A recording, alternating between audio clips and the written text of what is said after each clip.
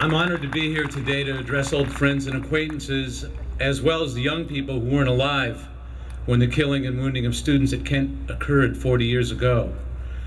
I was not only there then, I was in the thick of it, retreating from the National Guardsmen, choking on the tear gas along with hundreds of fellow students. That day in May was the single most traumatic moment in my entire life. I wanted to retaliate. I wanted justice. But for Jeffrey and Allison, Sandra and William, and the maimed and wounded, it turned out there would never be justice. What happened to us in 1970 is not in some historical lockbox.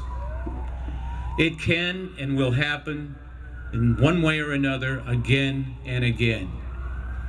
I know it's probably very hard for a young person to imagine that. It's a bummer. Unfortunately, I say imagine it. Understand it. Understand why.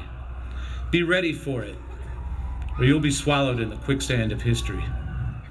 We should make no mistake about it. What happened here 40 years ago had very little to do with rocks and bottles and snipers.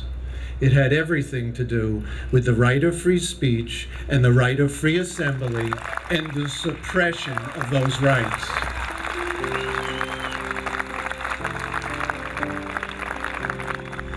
On May 4th, 1970, I was 50 years old with brown hair and 2 good legs.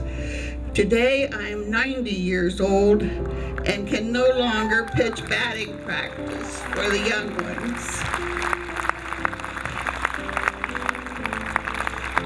The death of a child is very heartbreaking, but life goes on. There have been many deaths in our family, but new lives as well.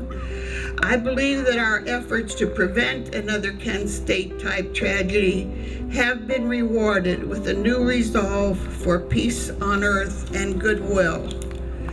Bill was a poet, and one of his last poems included the line, "Learning from the past is a prime consideration." I pray that we have all learned that lesson.